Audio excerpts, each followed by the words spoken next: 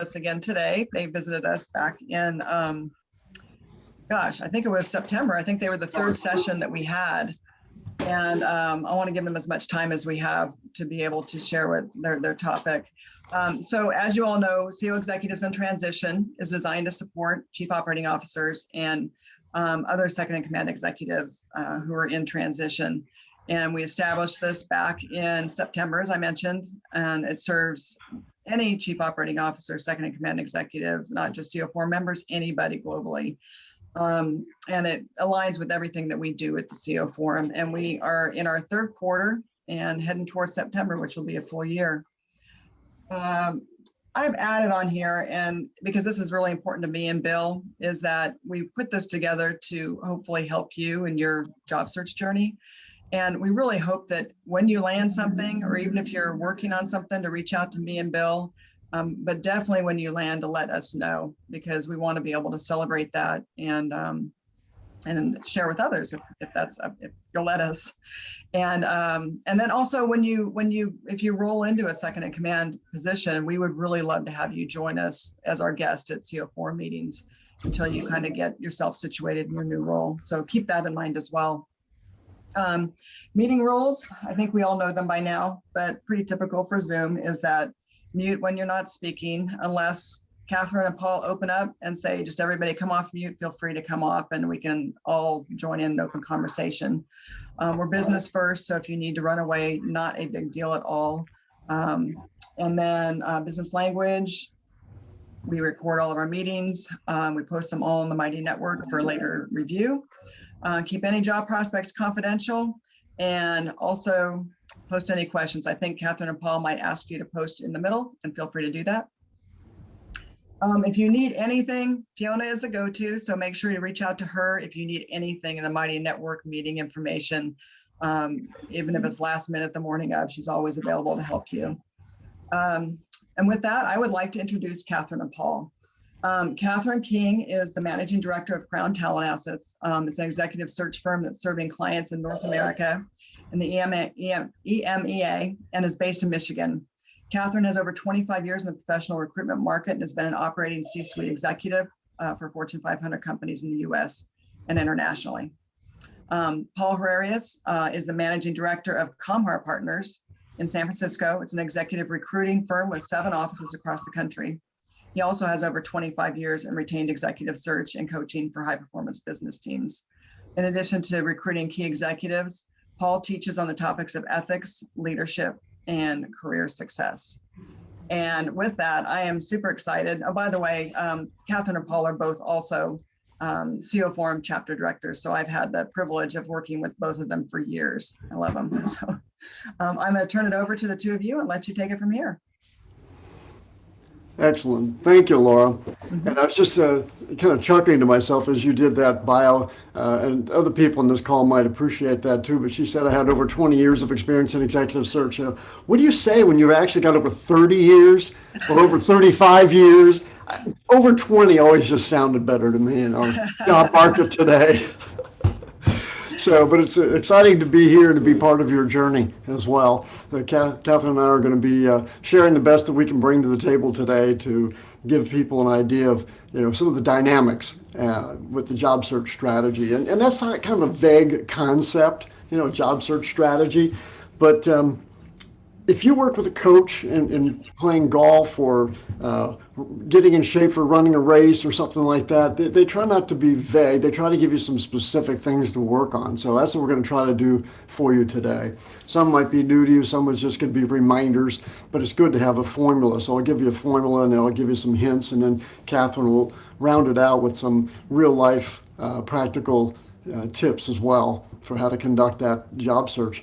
Before we get started, just to get a little bit better feel for the audience here today and the participants, I'd like to conduct a poll, and this is my maiden voyage with conducting a poll, so I'm excited to see how this goes.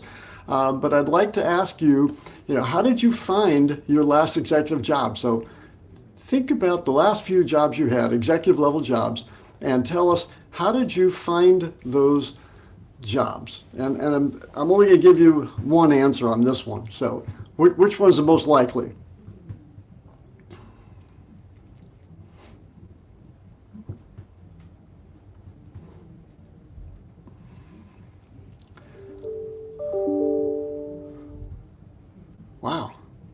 fast pollers here. This is great. Got 95% of the audience has already completed the poll. All right, so let's end the poll here. And it looks like through someone I knew was 57%, a referral from someone I know was 24%, headhunter 5%, ads 0, and other 3%, or excuse me, 14%. So what is that? 81% came through a referral of someone you knew who was referred by somebody that you knew. So let's see. There we go. Can everybody see that? Excellent. All right. So I'm going to stop sharing those results. And I did a poll about 8 years ago of my clients and contacts, CEOs, CFOs, similar question, almost identical results. So what does that tell you? That calling up a headhunter or sending resumes to headhunters is not a successful job search strategy. You need to use your network and go after that 24% that is a referral from somebody in your network. That's big. In fact, in the poll I conducted, it was even more than that. But you have to arm your network. So how are we going to do that? We're going to talk about that today. I think what I'd like to do now is give you another poll and just ask you, okay, if in fact landing that job is about working your network and having a good job search strategy, how confident are you in knowing what a strategy is and how to execute on it? So we're going to start this poll here and just ask you to vote here of how strong is your confidence you know exactly how to conduct that job search.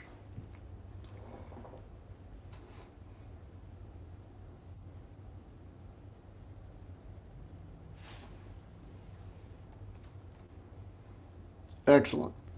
There's our poll results. So we'll see that 50% are somewhat confident, 27% are very confident, and 14% neutral and somewhat unconfident. Unconfident, that's a good word, and very uncomfortable. So that means that you guys have been attending some of these sessions, you've been paying attention to your job search, and you're feeling pretty good about it. So now it's just execution for you guys at the top level here. So that's good. Well, then let's take a look. Oh, sorry, I had to push that button so you can see that as well. Let's take a look at some of the details of the strategy that we're providing today and see if it dovetails with what you have in mind as your strategy as well. So I'm going to stop that, and I'm going to share my screen. Go through a couple slides here, kind of gear us up. A search strategy for the C-suite. And we're going to cover today, kind of in a broad brush, the emotional cycles of a job search, the reality checks of timelines and stakeholders, getting to know yourself, very important part of the process. How do we assess our personalities, our strengths, our values, and talk about our personal brand, and then building the plan and working the plan.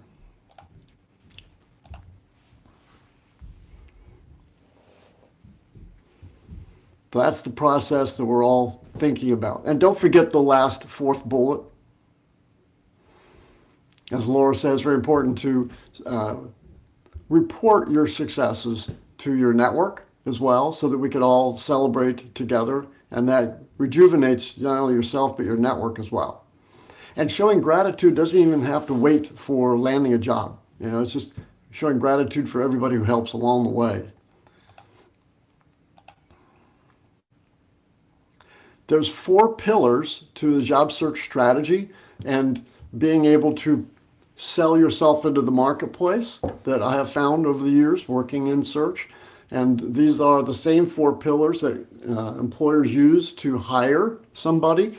So they're universal pillars here for your job search. So the first is the trust, building trust between the candidate and the client, establishing credibility. So do you look like a COO? Do you talk like a COO? Do you have a resume like a COO? Those are all credibility factors, and personal brand fits in there as well. The third pillar is having the skills and the experience, and we'll go in more detail on that. We'll go in more detail in each of these slides. And the fourth one is the demographics, being in the right place at the right time with the right compensation parameters that allow you to get that job. So from a client's perspective and from a recruiter's perspective, these are the four pillars that we're always working on when we're assessing candidates and making fits for hires.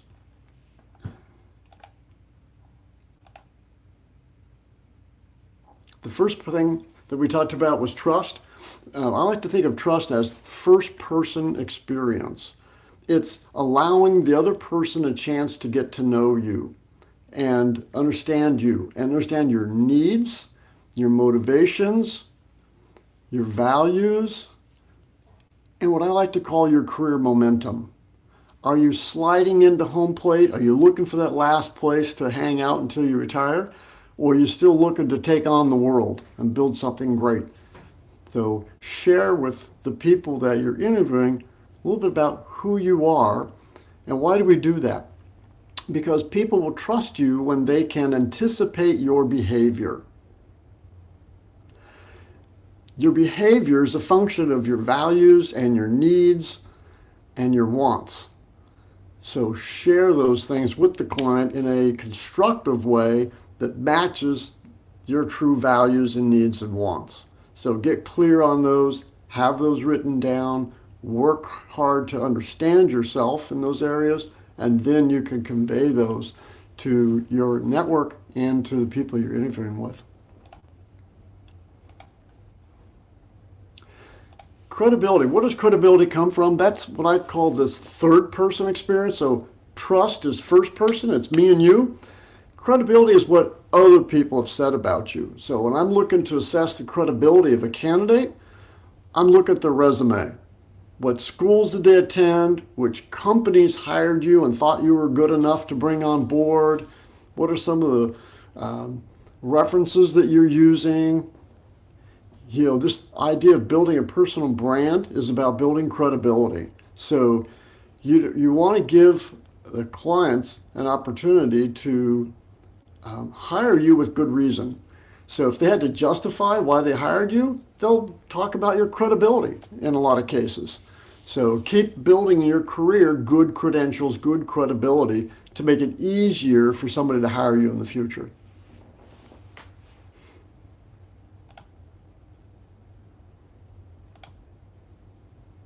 The next one, and this is a little bit more complicated, but the next one is your skills and experience. And I break this down into 4 categories. And when I'm working with a search, I'm working with a client and they say, okay, Paul, this is the background I'm looking for. The first thing they talk about is not necessarily a function, but an industry perspective. And that's something that's really important for people to understand is when you go to school, you major in functional areas, accounting, finance, marketing, computer sciences, we get put into these functional categories. Why is that? Because when you graduate, you go to work entry level in an organization, and organizations are broken down into functional departments. So you've got to know what department you're going to be interviewed for and getting hired in.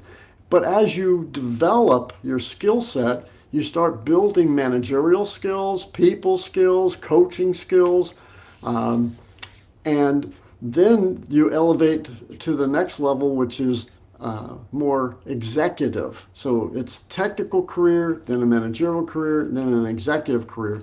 As an executive, you want to know how your company competes with other companies in the industry. So you need to know where the industry is going. You need to know how to make money in that industry. And that's what people are looking for, operations and profitability knowledge in an industry. Then they look to see what kind of organization you've worked for. Big companies, startup companies, well-funded turnarounds. They're looking for similar types of work environments and organizations. Then they're looking to see, well, what did you do? Did you build teams, or were you an individual contributor? Were you able to influence people in your job? So they're looking at these relationships skills that you develop along the way as well.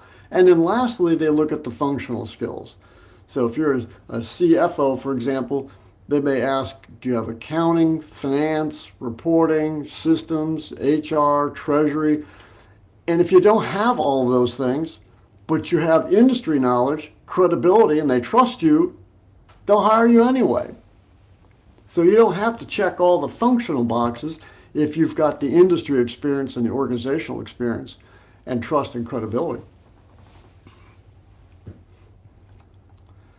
When you're emphasizing your background, you want to emphasize all four of these subcategories within experience.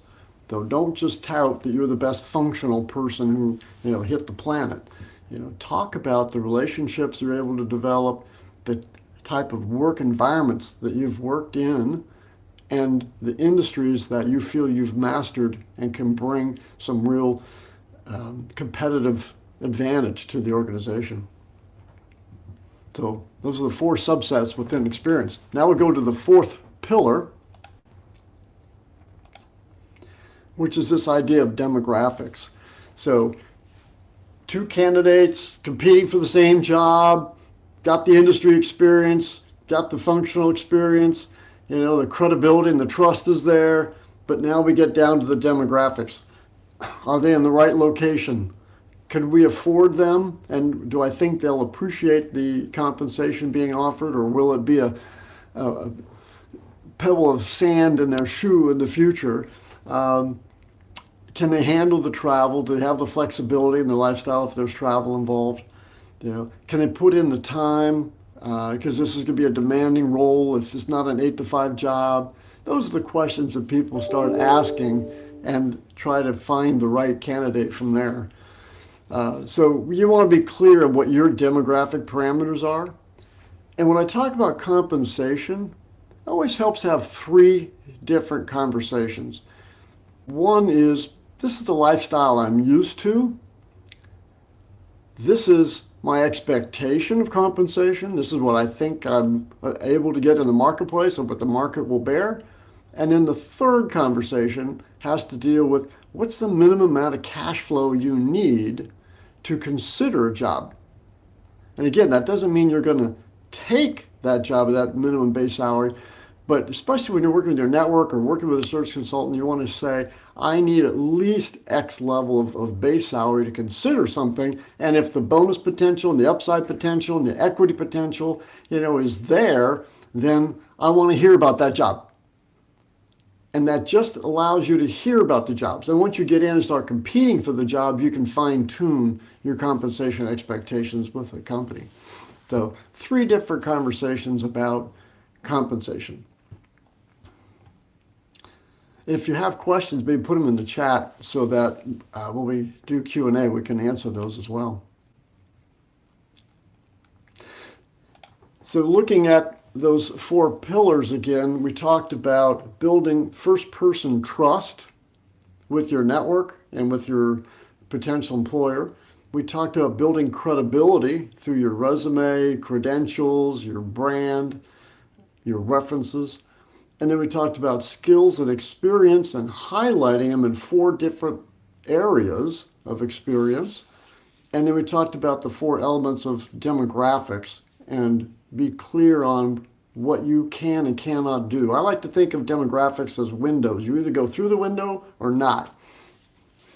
So that eliminates 95% of the jobs in the country by looking at your demographic parameters.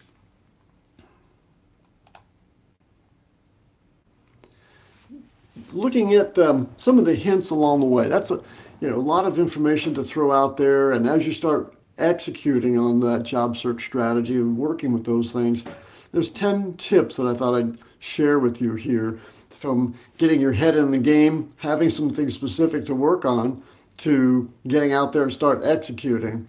And then Catherine will talk more about what happens when you start executing. But when you get your head in the game, recruit your mentors. And I like to say that your mentors help you find the why. Why do you want to go in this direction? Why this career path? Why this goal for yourself? Then get data to support that, and then work with coaches, and your coaches help you with the how. How do I execute on this job search that I'm working on? It's like batting coaches. They're there every day helping guide you through the process, or holding you accountable to the activity that you want to do to be able to achieve the why.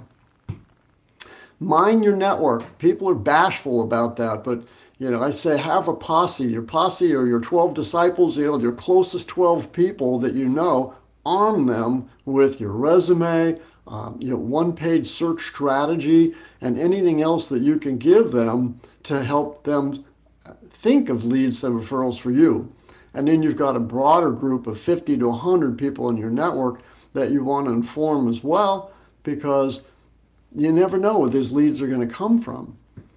But your professional network, your community, your hobbies, your family, your neighbors, a lot of times C-level people are getting searches or getting jobs because of next door neighbors. So you have to go out and publicize your search.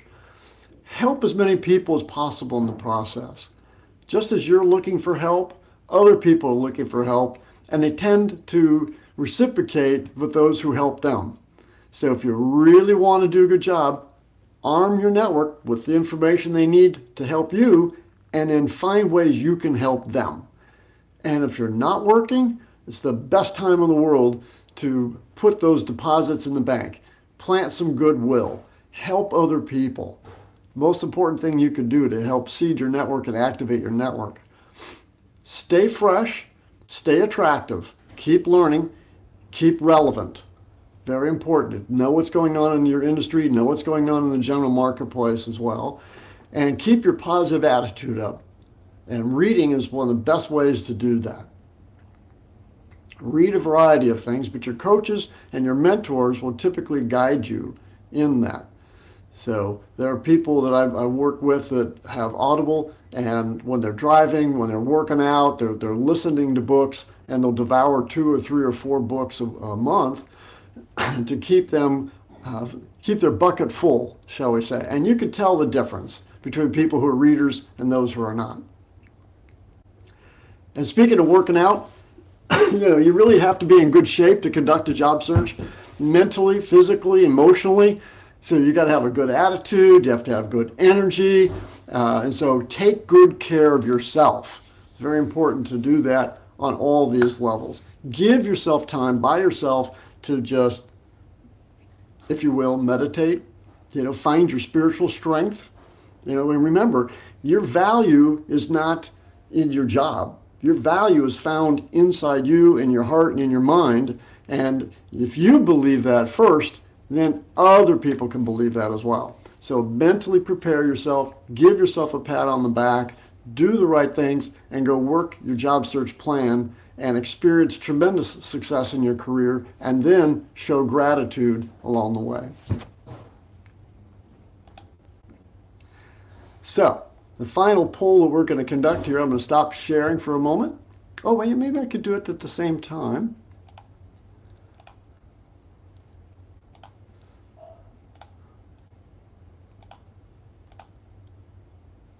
Here we go. So here's our final poll, which is where are you in developing your job search strategy? Do you have a written plan? Have you done the necessary work to get to know yourself? Have you refined that search network, your top 12 and then your top 50 to 100?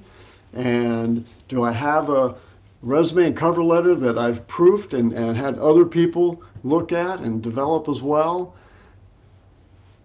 And are you sharing that with your network? Are you arming other people to help you be successful?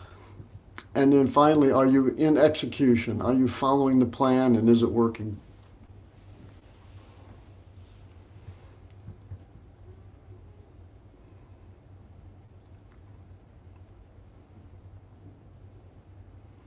I'll give you a little more time here because this is a more thought-provoking poll.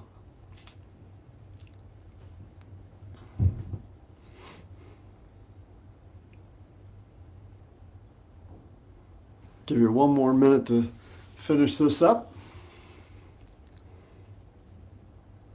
And this is a good one to just be honest with yourself. Where can you improve? How can you get better? And without that, you don't have the same energy and excitement about approaching your job search plan. It's knowing what you have left to do that motivates you and gets you fired up.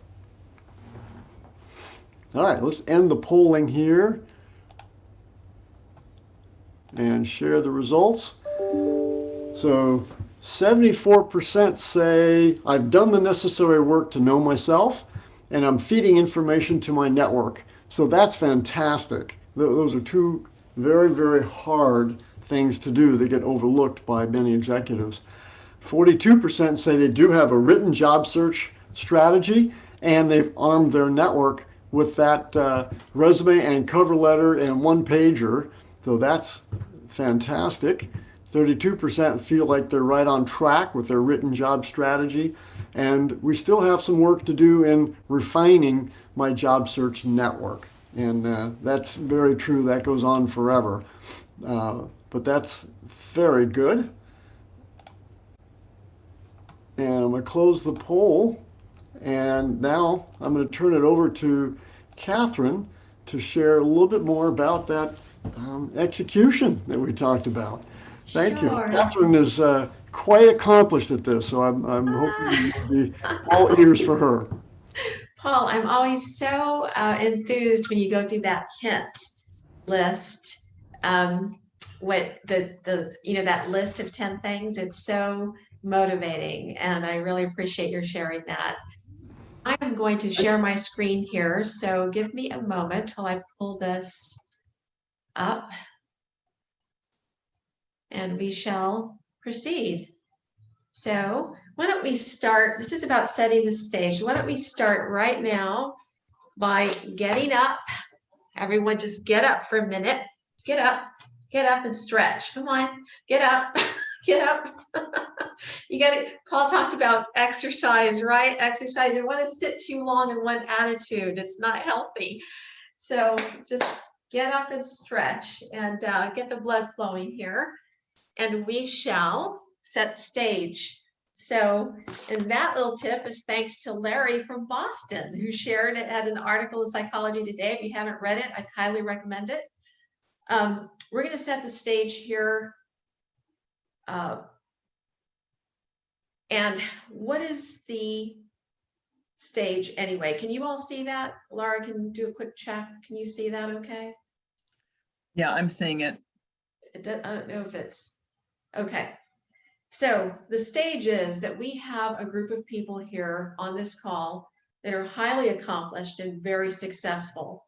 All of you have reached the C-suite and journeyed already a long way in your careers. So setting the stage is starting there, starting with understanding that you're a successful group of people, you're executives who have no doubt overcome obstacles along your career journey through the years in building your career. So it's important to acknowledge your success and where you are in your career.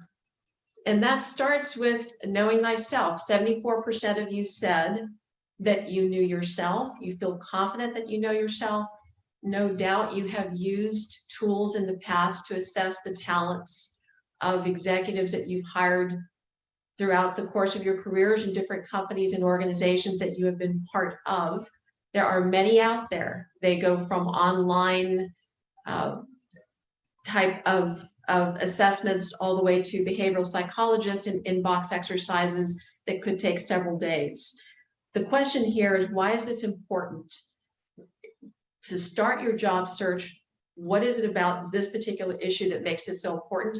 I am going to call on you in this session. A number of you had some very good questions that we'll answer along the way as we speak about your plan. So let's start with you, Chris.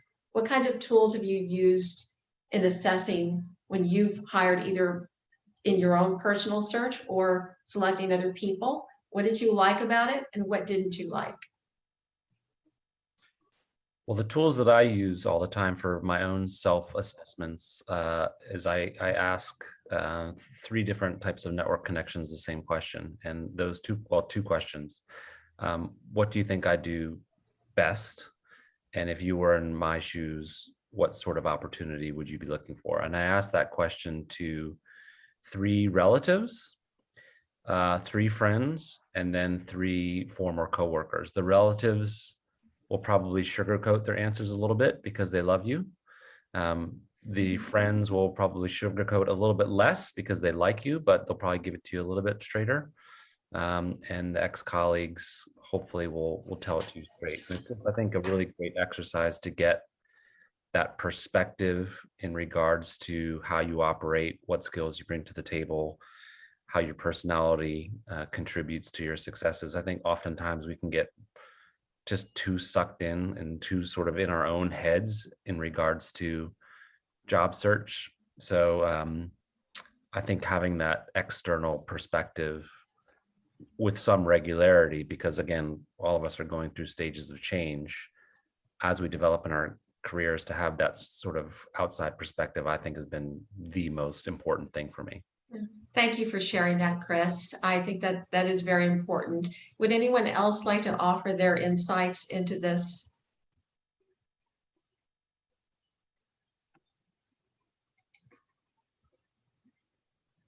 In the transition that C-suite executives find themselves in, you are going through what can only be described as shock, a bit of shock, because you're going from leading and managing resources and anything from a smaller organization to a larger organization to marshaling your own resources. And we're talking here about a search plan.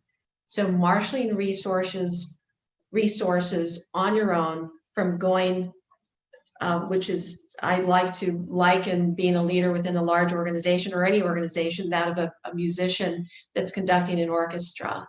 So you're conducting an orchestra, the skills that are needed at that level are much different than the skills to marshal your own and be a soloist. Two different mindsets, two different skills, and you're in that transition now of having to tap into skills that you may not have used for quite a while in your own careers.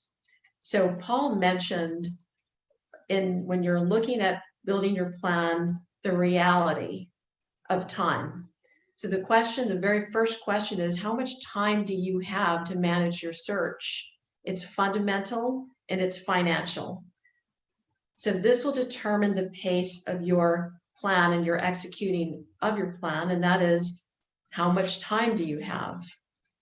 It's an important question. In addition to that is, are the executives in charge on board with your plan? Do they know what your intention is in terms of your career? One of you asked a question about transitioning industry. This is very important to consider when you're looking at the stakeholders in your life. It could be spouses, it could be partners, children, elderly parents. I had an executive who had a team of horses, and he was moving from Australia to the United States. So that question came to bear. He didn't want to leave without his horses. So it's not always just about people. The point is, and this is basic, but it's important to consider the other what I call executives in charge. That there's also the business of the search. In the business of a search, and it's a big business, executive search. It's a multi-billion-dollar industry that is out there. And when you're looking at writing a plan for your own career, you would approach it as if you were writing a strategic plan. A big portion of you during Paul's poll felt very comfortable that you were far along in your plan. So the question is, when you're writing a business plan, you don't do it in a vacuum, right? There are other people in a business plan that have to sign off, other stakeholders, sometimes boards of directors, et cetera. There are multiple views that go into the writing of a plan. You consider industry. Paul talked about that. Culture, relationships, network, and working your plan. There are many that can help you to hone that plan and make it more marketable and more successful. There's been a lot of discussion about network. In your former lives as C-suite executives, you may have had traditional departments, functional departments that helped you either find talent or look for other types of executives within your organization. So when we talk about network, what do we mean? It's not traditional human resources. It's not talent acquisition. It's not a third-party executive search firm. It is a social network that's broad. So how many of you, and we talked, Paul asked this question in the poll, have hired from a network? Can you give me some examples? I'm going to ask a question here. I'm going to call on you here next in line from Chris, and that's, is that Robert? Is that, let's ask John Beecham. In your C-suite experience, when have you hired from a network that wasn't related to HR, talent acquisition, or an executive recruiter? As much as possible. How did those hires work out for you? Generally very well. You know, I go to people that I know, like, and trust, that have surrounded me. I'll start with my front line, expand out from there. And then the one thing I have noticed makes a difference is being very clear in the ask. And that'll have an impact on the, I guess, the process. It's amazing. Paul talked about a CEO that hired next door neighbors. I have a client, it's a CEO who has hired formal football coaches for his children's little league, or maybe that's not football, but he's hired people from that network. Okay, sometimes it's children, sometimes it's church, etc. Anyone else, have you had some experience in working or hiring people from a network that was non-traditional?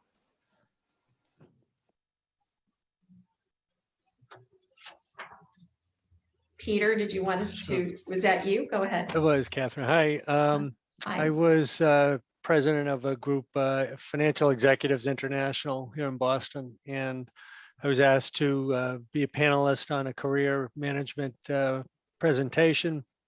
And afterwards, invited anybody who was networking to connect, and glad to get to know you. And the CPA firm that I was working at the time was recruiting a controller. And unbeknownst to me, that there was a person in the audience who didn't come up to me that evening, but wrote letters to the HR director and said she heard the presentation and wanted to get a meeting or find out more. And she ended up being hired. So that's a really great example, Peter, of using your own voice as a panelist in that capacity. It's a really great example. Anyone else? Let's move along. I think the point is well taken here, and that is that the network needs to be expansive and more than the traditional. When you think about putting a search plan together, there are KPIs in every plan, are there not? What does that look like from a search standpoint where you are working your own plan for your own career? What kind of goals and measurements do you put in place? Obviously, the goal is to get a job, right? An executive position equal to or greater than what you've had before. What kind of goals can be set that are incremental in a job search? What would that look like? Keith, what do you think? Well, I think you look at the connections you're making, the number of networking meetings you have, obviously the type of networking meetings that you're having, is it C-suite, is it former colleagues, is it, former suppliers, other job people in job transition,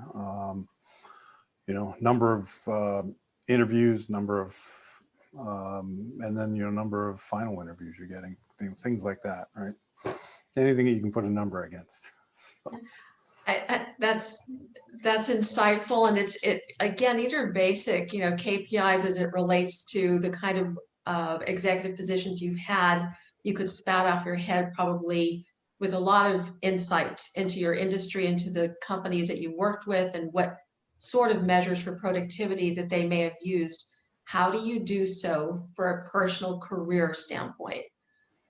How do you know that you're making progress? There were some good suggestions there that were just made about number of interviews and other types of KPIs. Anyone else have any thoughts about this particular question when it comes to setting goals?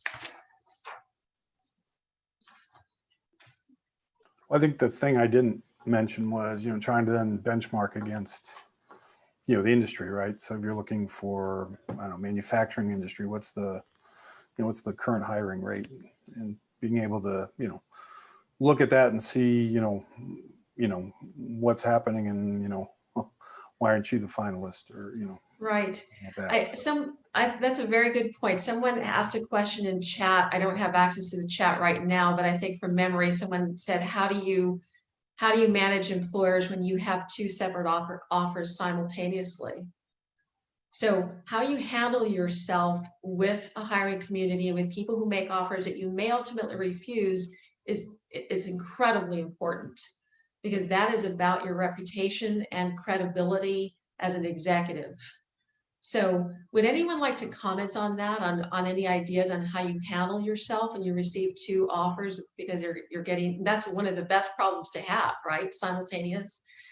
Paul, what are your thoughts? You've been in this business, you say, over 35 or 30 years. Right. Go ahead. Yeah. That is a conversation that comes up a lot, and I coach people to be fairly honest with the people they're working with, and let them know that, this is the time where I need to make a very important decision, and so I want to consider my options and choose the best one, so that I'm not looking back over my shoulder once I make that commitment. And I know that that's what you want as well. So give me the time now to follow up on these leads and opportunities, and then I can make a good decision and move forward. So I put it that way, and ask for the time to wrap things up. Spoken like a true professional, and that you've been doing this and have a lot of experience in it as well. Anyone else have some comments on that question? It's a very important one. The only thing I would add too is if for the company that you're declining, if you have a referral, someone that you think may be an ideal fit for the role, that can be very helpful. Perhaps it's a bad fit because of something that you're lacking that makes it a great fit for that particular position. From a skill or industry perspective, then offering up another person that you think may be a perfect fit, even if the person isn't hired, it shows a goodwill gesture on your part as well. So very good thoughts there. As far as measuring results, we've talked about number of interviews, number of live connections, number of times that you may have been an offer. This meeting, by the way, counts as a KPI. And the fact that you're here, that you're networking, you're soliciting ideas from other potential colleagues and peers of yours, and building a network that should last and survive your next position is a really good sign, and I applaud you for doing that. This will build your confidence as you move along. Someone mentioned that there was a fatigue factor, that your light dimmed if you spent too much time. I completely understand that. I completely understand. Every plan should have a plan B, perhaps plan C. In negotiations, it's called a BATNA, right? So best alternative negotiated agreement. So plan B, what is your fallback? I'd like some ideas here. Before we open it up for ideas, there's a couple comments that I'd like to make. During the past year, companies and industries have been incredibly flexible, just excitingly so, changing and pivoting their business plans, their manufacturing floors, their products. It's been breathtaking and exhilarating to watch these companies pivot that way. If we apply that same mindset to a career, and this was a question on one of the chat questions, I believe, like how do you change from one industry to another? I'm going to give you an example that I've had in my business for the last year, and then I'm going to throw it open here for comments. So I started my business in 2018 after leaving a corporate career that spanned, like Paul, over 30 years. So starting your own business at my age was a bit risky, I have to admit. However, I was excited about it. I had a lot of contacts in the industry, started my business with a wonderful group of customers that happened to be in the luxury hotel business. Many of them senior executives in Las Vegas and Miami and other places. They were living, very, very high in their career. Some of them in Las Vegas had customers that were billionaires, and they had every vendor knocking on their door. They were just incredibly well situated from a career standpoint, compensation, et cetera. So what happened? Their industry evaporated almost overnight. And those clients became my candidates in a very short period of time. And they were incredibly resilient and flexible to how they could migrate to different industries. They went from hospitality to hospitals. So from the Ritz-Carlton to Cleveland Clinic, in some cases, from Vegas, casinos to casinos that were on reservations in far parts of the country. So that type of flexibility is laudable because it meant that these senior executives who were elbowing their, with billionaires literally, were going into environments where they were in critical care situations, and from Vegas to an Indian reservation.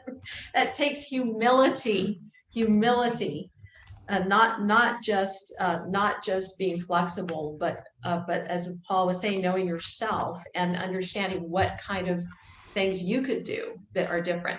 I'd like to throw it open here. What kind of ideas do you have to migrate to a different industry? Do you have any suggestions? Let's go to Jackie. This is actually one of my biggest focus areas right now, because I am trying to migrate into another industry, and I am struggling a little bit because my network is not in that industry. So the thing I've been doing is, making my network aware of what I'm trying to do. And there have been cases where people are reaching out into their network and connecting me to them. So that's what I've been able to leverage at this point, but I'm open to other ideas. I think that's an important point, is that you made your network aware that you were flexible to go into another industry. If your network only thinks you want one thing, and perhaps your industry background and profession lends to, making it difficult to transition to another industry, it's really important your network understand what your flexibility is in that regard. So that was really smart. How about Sienna? Do you have any thoughts in that area, Sienna? Yeah, hi, Catherine. Actually, I'm the one that asked the question, so I really I thought so. Your name looked familiar. Yeah, and joining associations, of course, the expansion of the network, as Jackie said, I think is very important. And then educating myself, becoming more familiar with the industry that I'm interested in pursuing, right? So getting to know the people, getting to know the subject matter. And then what I'm really interested in is the best way to showcase the translation of the skills and competence of, my reach and my scope to be able to, garner the attention of the hiring executives within an industry that I may not be immediately recognizable as, a top candidate. Well said. And that's very smart to tap into that association of subject matter experts of the industry that you're trying to go into. It's sort of an old trick in recruitment, and that is that you go into the associations for recruiting purposes. If you want to go into supply chain practice from an executive search standpoint, you become known within the supply chain community. So, and that's a very smart thing to do. Anyone else have any suggestions in terms of flexibility from transitioning into another industry? Joanne, did you have a thought? It's another area that I think I struggle with as well. And so I think just, not having that self-limiting thought is one way, right? Saying, okay, you may think that, but how else can we sort of attack that problem. I too have joined associations kind of in that area. But I saw a really great LinkedIn kind of like how it was really a elevator pitch type story. And it was basically saying, you know, you need to cast the vision about what you want to do, and you need to be able to fill in the background of why you can get there. But it's really your job to connect the dots, because people can't immediately do that, and you don't want to just be kind of cast to the side. So that is really your responsibility. And I think the suggestions from Jackie and Sienna were great, but you have to build that case and be really prepared and fluent in a way that people are convinced, you know, kind of back to that credibility and trust, that based on your other experience, you can totally do this. Thank you, Joanne. It's a very insightful point. Thank you. Anyone else? Yeah, can I add something to Yes. that actually? Yes, so, please. So I was somebody that that did make the transition into a different industry years ago, but I went from packaging and gaskets into battery charging and electronics manufacturing. So two very different things. But you know, the one thing when I look back is I didn't intentionally move to this industry, but if I were to, my message would be about aligning the excitement with passion. So the excitement of being in operations and understanding the breadth of the role, but then focusing on an industry that I'm passionate about. So to me, it's kind of pairing those two things that set you apart. Like, look, I've already shown that I have the skills in an industry that I'm kind of meh about. If I can align those skills and what I bring as a value to an organization with something that I'm passionate about, there's no stopping the value that I can bring. Mm-hmm. So I think having that message and walking in with that, like, look, I've done it in a place that I was kind of, okay, I'll do it there. But if I can align that, man, just imagine what I can do. I think that really could set it apart. Does that make sense? Yes, Josh, that's wonderfully said. And I think the point about passion is also a critical point.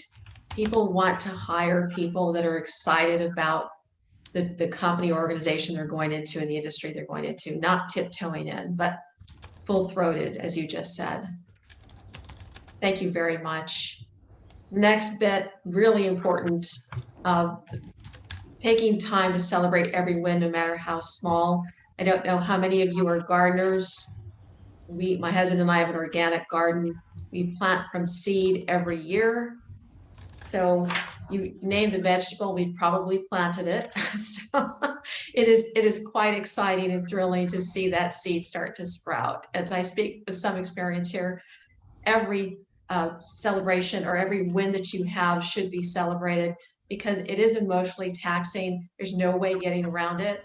A transition is a loss, and you've experienced it. And so it's really important to keep your mental health and well-being up and positive without being Pollyanna, right? So it's a combination of the reality of the situation that we're in from an economic and financial standpoint, and then celebrating every win that you possibly can.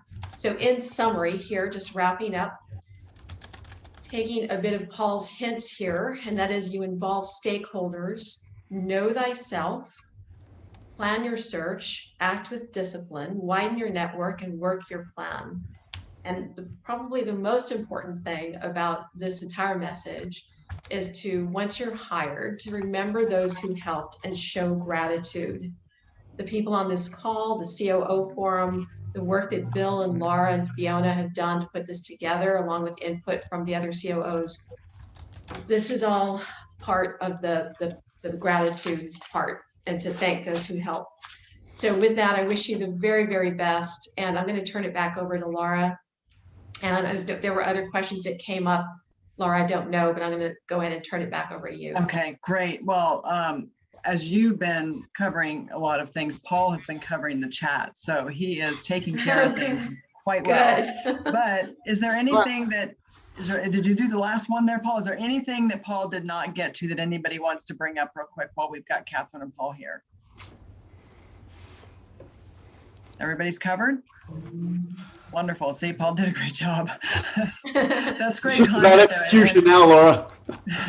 And we might want to, Fiona, we can maybe pull some of the points because you put a lot of detail in there. We'll share some of that in our meeting recap as well.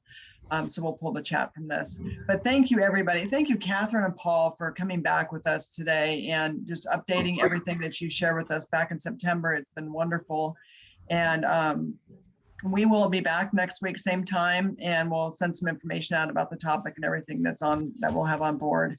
And have a great week. And again, Catherine, Paul, thank you so much. And thanks Thanks so everybody much. for joining us today. Bye-bye.